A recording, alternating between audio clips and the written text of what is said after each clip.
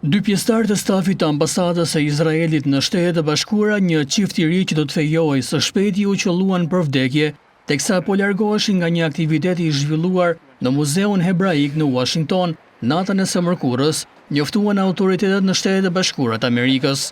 Një person i dyshuar për vrasjet tashmë u arrestua, njoftuan zyrtarët amerikan. Dy izraelitët, Yaron Lishinsky dhe Sarah Milgram, u qelluan për vdekje në një pjesë të qendrës së Washingtonit, e cila ndodhet vetëm 2 kilometra larg shtëpisë së bardhë, raporton Reuters. Shefja e policisë metropolitane të Washingtonit, Pamela Smith, njoftoi se një burr hapi zjarr me pistolet ndaj një grupi prej 4 personash, duke vrarë 2 prej tyre.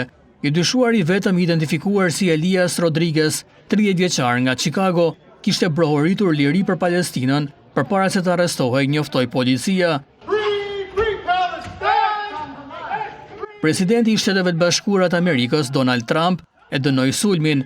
Këto vrasje të tmerrshme në Washington të nxitura qartas nga antisemitizmi duhet të ndalen tani, shkroi ai në një mesazh në rrjetet sociale. Urrëtia dhe radikalizmi nuk kanë vend në SBA, theksoi ai. Kryeministri i Izraelit Benjamin Netanyahu theksoi se është i tronditur nga vrasjet.